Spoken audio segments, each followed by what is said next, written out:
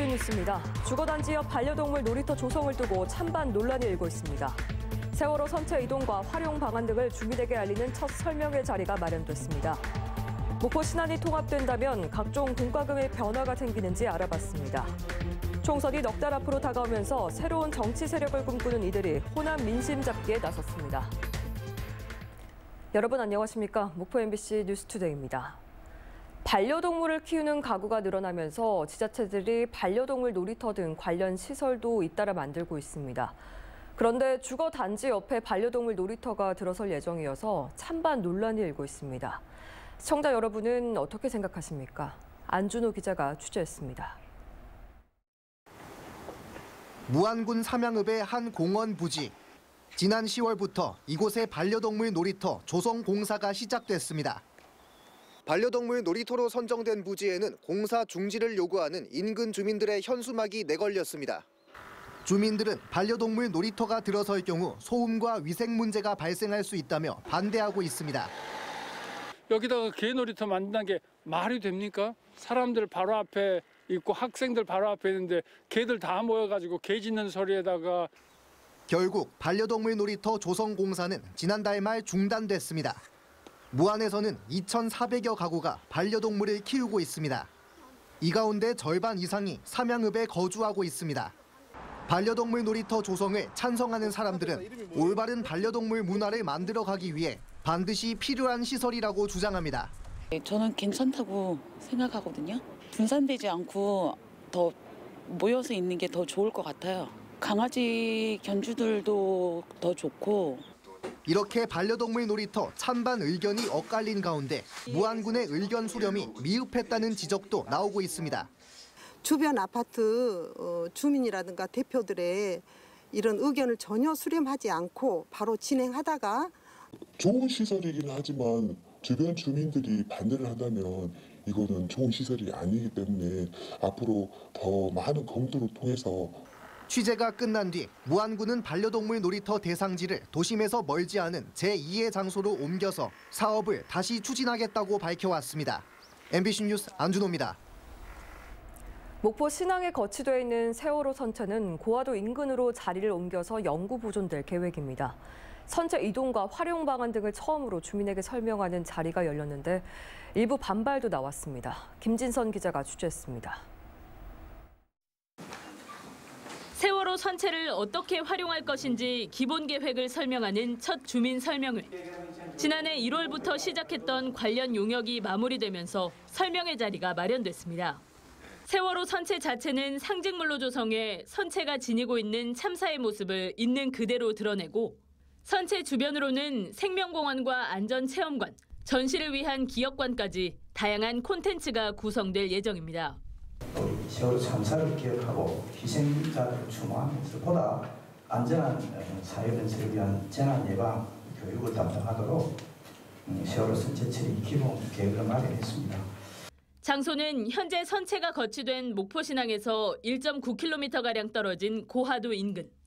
선체 파손 등 위험 요소를 최소화하기 위해 세월호를 목포신항에 거치할 당시 쓰였던 모듈 트랜스포터로 이동하는 방안이 제시됐습니다. 이 자리에서는 인근 해상 케이블카 등과 연계해 세월호 생명기억관에 학생 등 38만 명의 유입 효과를 기대할 수 있다는 전망도 발표됐습니다. 설명회에 참석한 고화도의 일부 주민들은 선체 거치 자체에 반대하며 항의하기도 했습니다. 마을 주민들을 무시하고 세월호를 고화도에 거치한다면 주민 전체 결사 반대합니다. 해양수산부는 지난 2020년 목포시민 여론조사에서 고화도 거치에 찬성하는 의견이 74%로 나온 만큼 장소는 변함이 없다는 입장. 실시 설계 등을 거친 뒤 실제 선체가 고화도로 이동하는 시점은 오는 2027년 하반기로 예상되는 가운데 가칭 국립세월호 생명기억관은 오는 2030년에 개관할 예정입니다. MBC 뉴스 김진선입니다. 검경 브로커 사건과 관련해 검찰 수사가 전방위로 확대되고 있는 가운데 사건의 핵심 당사자인 브로커 성모 씨 재판이 본격적으로 시작됐습니다. 코인 사기범이 브로커 성 씨에게 얼마를 어떻게 전달했는지 등을 물었는데 코인 사기범은 돈을 준 혐의를 대부분 시인했습니다. 송정근 기자입니다. 코인 사기범 44살 탁모 씨에게 수사무마를 대가로 18억 5천여만 원의 금품을 받은 혐의로 재판에 넘겨진 검경브로커 62살 성모 씨. 성 씨가 구속 기소된 이후 검찰 수사관과 경찰이 구속되고 수사 대상에 오른 치안감급 경찰이 스스로 목숨을 끊는 등 검찰의 수사가 확대되면서 재판에 이목이 집중됐습니다. 세 번째로 열린 공판에서는 이번 사건과 관련한 탁 씨와 성 씨 등 피고인들이 증인으로 출석했습니다. 검찰과 변호인들은 코인 사기범 탁 씨가 검경브로커 성 씨를 만나게 된 경위와 수사무마를 청탁하면서 얼마를 건넸는지 등에 대해 물었습니다. 탁 씨는 신문 과정에서 성 씨가 경찰 등과의 술자리에서 인사비 명목으로 1억 원을 요구해 동생을 통해 성 씨 차량에 직접 돈을 넣었고 이후 사건 브로커 성 씨 일행이 돈을 조금씩 주니까 일처리가 힘들다며 10억에서 15억 원가량을 요구해 5억 원씩 두 번에 걸쳐 모두 10억 원을 전달했다고 증언했습니다. 재판에 증인으로 출석한 탁 씨의 동생은 성 씨에게 돈을 건넨 내용을 날짜별로 정리해 놓은 게 있는데 휴대전화를 아들에게 주는 바람에 검찰에 제출하지 못했다며 복원해서 제출하겠다고 밝혔습니다. 한편 오늘 재판에서 브로커 성 씨에 대한 증인 신문은 이루어지지 않았습니다. 성 씨가 검찰 수사관과 경찰은 물론 자치단체장들과 유력 정치인들과도 접촉해온 것으로 알려지면서 검찰 수사와 법원의 재판에 이목이 집중되고 있습니다. 다음 재판은 1월 11일 열릴 예정입니다. MBC 뉴스 송정근입니다. 예고 없이 찾아오는 뇌질환이자 완벽한 치료법도 없는 치매. 농촌 지역의 노인들은 어떻게 대응하고 있을까요? 스스로 치매인지 알기도 힘들다고 합니다. 김초롱 기자가 보도합니다. 화순 능주면에서 홀로 거주하는 80대 박모 씨. 지난 10월 1차 치매 검사 결과 치매 가능성이 있는 인지저하 판정이 나왔습니다. 2차 검사를 받아야 하지만 박 할아버지는 2달째 검사를 거부하고 있습니다. 본인에게 치매가 찾아왔다는 걸 인정하지 않는 겁니다. 치매 검사는 왜 더 안 받으세요? 아직까지 그런 건 없어요. 치매. 아직 치매 아니시라고? 네. 하지만 취재진의 질문에 엉뚱한 대답을 하거나 횡설수설하는 모습을 보이기도 했습니다. 어르신들은 거의 잊어버리는 것들이 당연하다라고 생각하는 것이 있기 때문에 나는 치매다고 생각은 거의 안 하십니다. 절대 가르쳐주지 않은 사람도 있어요. 마을 주민들이 서로 안부를 살피는 것에도 한계가 있습니다. 특히 독거노인의 경우 나이가 많거나 몸이 불편할수록 경로당까지 나오기 어렵게 됩니다.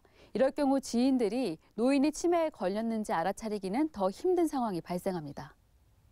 지자체에서 운영하는 치매 안심센터의 치매 검사는 3단계인데 검사 중간에 그만두는 경우도 있습니다. 1차 검사 결과 치매 의심자로 판정된 10명 중 7명만 2차 검사를 받았습니다. 이후 치매로 판정된 3단계 검사 대상자 약 10명 중 8명만이 최종 검사까지 받는 것으로 조사됐습니다. 최종 검사는 예약 후 병원에 직접 방문해야 하다 보니 병원도 자녀도 멀리 있는 농촌 노인에겐 문턱이 더 높습니다. 문제는 이렇게 초기 대응이 느리면 상황이 악화될 수 있다는 점입니다. 알츠하이머 같은 경우는 이제 뇌 기능이 점점 떨어지고 뇌가 위축이 되기 때문에 아무래도 기능이 있을 때 이제 빨리 치료를 해야지 지연되는 속도를 좀 더 줄일 수 있죠. 65살 이상 노인 중 치매 환자로 추정되는 비율은 수도권이나 광역시 같은 대도시보다 농촌 마을이 많은 일선 시도에서 대체로 더 높게 나타나는 게 현실입니다. 특히 전남은 치매 환자 추정 비율이 12%로 전국 1위를 기록하고 있는 만큼 대책이 시급합니다. MBC 뉴스 김초롱입니다. 목포 MBC는 오늘부터 목포 신안 통합과 관련해서 궁금한 사항을 짚어보는 시간을 마련했습니다. 오늘은 첫 순서로 양시군이 통합을 하면 세금과 전기, 수도 등 각종 공과금은 어떻게 되는지 살펴봤습니다. 김윤 기자입니다. 목포 MBC가 지난 10월 17일과 18일 이틀 동안 실시한 목포 신안 통합 관련 여론조사에서 통합을 반대하는 신안 구민들의 반대 이유입니다. 시로 승격되면 세금이 오른다고 해서가 가장 높은 9.6%를 차지했고요. 그 다음이 신안군이 좋아서 지원금과 혜택 감소, 신안군 소외 우려 등의 순으로 나타났습니다. 목포시와 신안군이 통합하면 정말 세금이 오를까? 결론부터 말하자면 사실이 아닙니다. 지방세 종류는 주민세와 자동차세, 재산세 등입니다. 주민세는 11,000원으로 지난 2017년부터 전남시군이 동일합니다. 자동차세와 재산세도 지방세법 관련 규정에 따라 차등 적용되지 않습니다. 지역에 상관없이 본인 차량 배기량과 재산 규모에 따라 세금을 낸다는 의미입니다. 재산세는 공시지가 등 과세 표준에 따라 부과되는 것이므로 도시나 농촌이라 해서 차등에서 적용되지는 않습니다.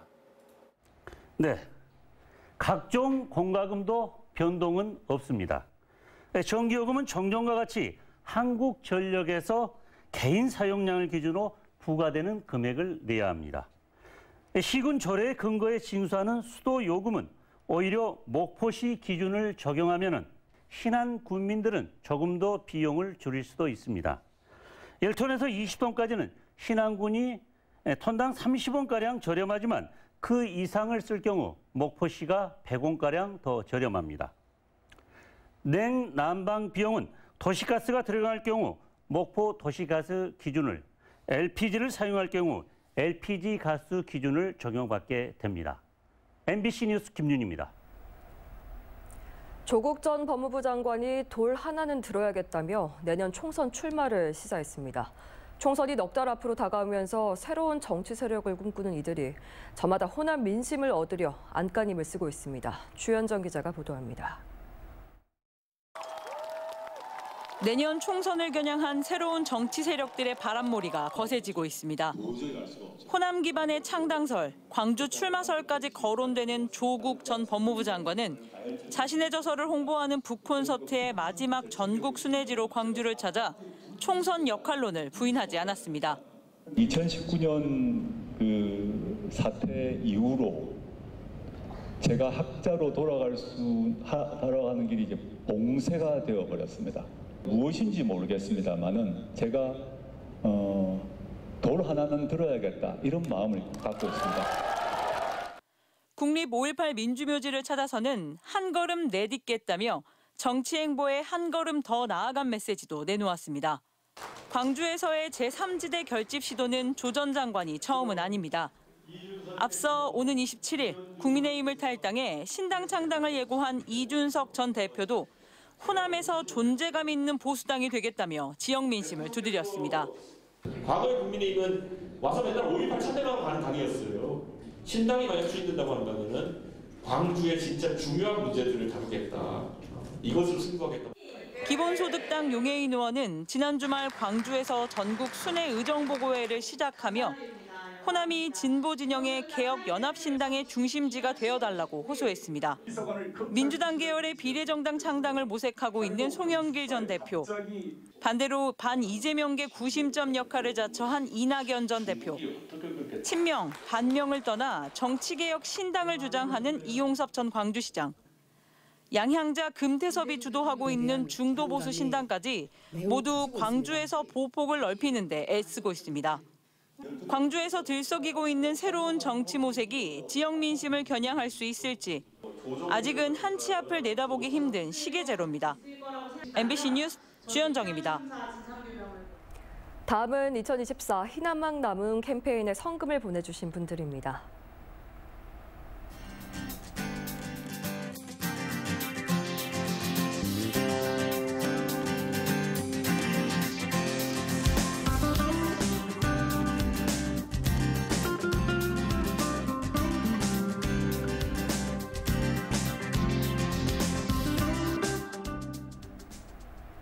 성금을 보내주신 모든 분들께 감사드립니다. 다음 뉴스입니다. 신선식품 물가가 크게 오르면서 광주 전남 소비자 물가가 상승한 것으로 나타났습니다. 호남 통계청에 따르면 지난달 광주의 소비자 물가는 113.01로 지난해 같은 기간에 비해서 3.5% 상승했습니다. 전남 역시 113.47로 지난해에 비해서 3.4% 올랐습니다. 특히 사과와 배, 오이와 풋고추 등 신선식품의 경우 전년 같은 기간에 비해서 광주가 9%, 전남이 12% 이상 상승해 오름세를 주도한 것으로 나타났습니다. 연말을 맞아 주위의 어려운 이웃을 돕기 위한 봉사활동이 잇따라 열리고 있습니다. 광주지검 목포지청 목포지역 범죄피해자 지원센터 회원과 검찰청 직원들은 따뜻한 겨울을 보내시라며 가파른 골목길에 살고 있는 목포 대반동 가구에 릴레이 연탄 배달을 했습니다. 전남교육청은 2024 전남교육의 목표를 글로컬 교육으로 제시했습니다. 김대중 교육감은 전남교육설명회에서 이같이 밝히고 맞춤형 교육과 교육 생태계 구축, 글로벌 교육 등 3대 역점 과제를 실현하겠다고 강조했습니다. 김대중 교육감은 또 미래 사회 요구와 학령 인구 감소에 대응하기 위해서 지역 중심의 교육 대전환이 시급하다며 내년을 글로컬 교육 실현의 원년으로 삼겠다고 밝혔습니다. 목포시가 노인 보호구역, 이른바 실보존 실태 점검에 나섭니다. 목포시는 경로당 등 어르신들의 통행이 많은 곳에 불법 주정차가 많고 일부 지역은 실보존 지적이 시급하다는 MBC 보도와 관련해 해당 지역 불법 주정차 단속을 강화하고 자체 점검을 통해서 지자체가 직접 지정하는 실보존 시행 여부를 검토하겠다고 밝혔습니다. 또 관내 200여 개 경로당의 어르신 이용 현황과 주변 차량 이동량 등을 종합적으로 판단해 실보존 지정 종합 계획을 세우기로 했습니다. 경찰과 지자체가 무단횡단 근절을 위해서 대책 마련에 나섭니다. 목포경찰서는 상습 무단횡단 구역을 중심으로 순찰과 단속을 강화하고 목포시와 협의를 통해 해당 도로에 중앙분리대를 추가 설치하기로 했습니다. 지난해 전국적으로 6천여 건의 무단횡단 교통사고가 발생했으며 이 가운데 265명이 숨졌습니다. 지난달 29일 승선원 없이 중국에서 신안군 가거도 인근 해상까지 떠내려와 침몰한 200톤급 중국 화물선 선체 수습 작업이 늦어지고 있습니다. 목포해경에 따르면 침몰한 중국 화물선 소유주는 자신이 배를 구입한 사실은 맞지만 아직 모든 돈을 지불한 상태가 아니기 때문에 현재 선체 수습에 대한 책임이 본인에게 없다고 주장하고 있는 것으로 알려졌습니다. 만약 선주가 비용을 부담하지 않고 소유권을 포기하면 우리나라 지방자치단체가 대신 수습할 수 있습니다. 민주당 김원희 의원은 목포시 도로 개선 확충과 하수관로 시설 정비 등을 위한 행안부 특별교부세 30억 원을 확보했다고 밝혔습니다. 확보한 예산은 목포 세라믹 산단 도로 개설과 구 경찰서 사거리에서 용해지구 3거리 도로 구조 개선, 석현동 금장아파트 일원 하수관로 설치 등에 쓰일 예정입니다. 세월호 참사 이후 국민의 해양안전교육과 활동 공간으로 추진된 진도 국민해양안전관이 착공 4년 만에 준공돼 내일 개관식이 열립니다. 진도 국민해양안전관은 지하 1층, 지상 2층 규모로 건립됐으며 안전체험시설과 유스호스텔, 세월호 참사 당시 진도 국민들의 헌신을 담은 메모리얼 홀 등이 조성됐습니다. 세월호 특별법에 따라 조성된 안전관은 한국해양소년단 연맹이 운영을 맡아 청소년 안전체험 프로그램 등을 진행할 예정입니다.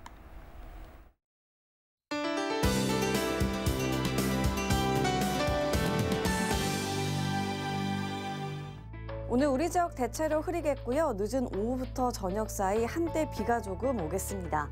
날은 평년 기온을 웃돌며 온화하지만 일교차가 크겠고요. 공기가 탁하겠습니다.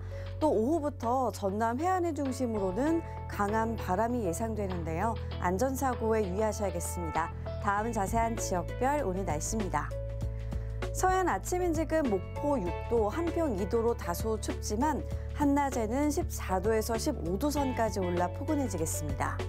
남해안도 한낮 기온, 해남이 16도, 강진은 15도로 온화하지만 아침 저녁에는 기온이 크게 내려가 추워지겠습니다. 흑산도 홍도와 최서남단 가고도의 낮 기온 16도가 되겠고요. 물결은 최고 2m로 일겠습니다. 전해상으로 오후 한때 비가 오겠고 물결은 남해서부 먼바다로 최고 4m까지 매우 높게 일겠습니다. 다음 만조 시간은 저녁 8시 33분입니다. 당분간 포근한 가운데 일교차가 크겠고요. 다음 주 월요일은 비 소식이 들어있습니다. 날씨였습니다. 뉴스를 마칩니다. 시청해주신 여러분 고맙습니다.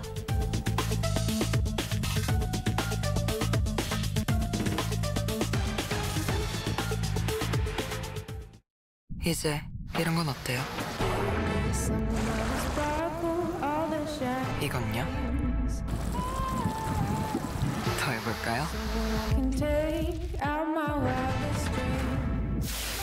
끝까지 가보죠.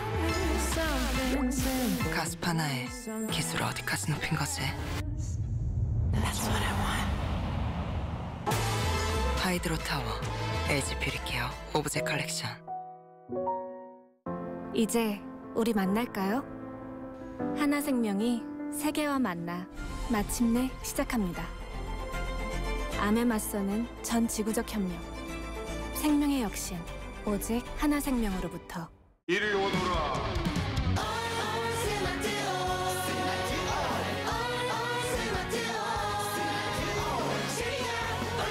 1등 스마트홀로 우리 아이 교과 맞춤 인진 스마트홀. 비렉스 안마베드. 안마의자의 강력한 힘을 더 강력하게. 주무름과 두드림을 더해 더 완벽하게. 혁신적 안마베드의 완성. 코웨이 비렉스. 내가 공부하는 이유? 공부할수록 성적이 오르니까. 가고 싶은 대학교가 있으니까. 하고 싶은 게 많으니까. 내가 꿈꾸는 삶을 살 거니까. 내신부터 수능까지 어떤 이유든 메가패스. 버스 고마웠다. 지하철 잊지 않을게. 엄마 차 안녕. 아들 차 잘 지내? 오늘부터는 캐스퍼와 예뻐서 넉넉해서 안전해서 어떤 이유든 지금이 기회. 시즌 오브 캐스퍼.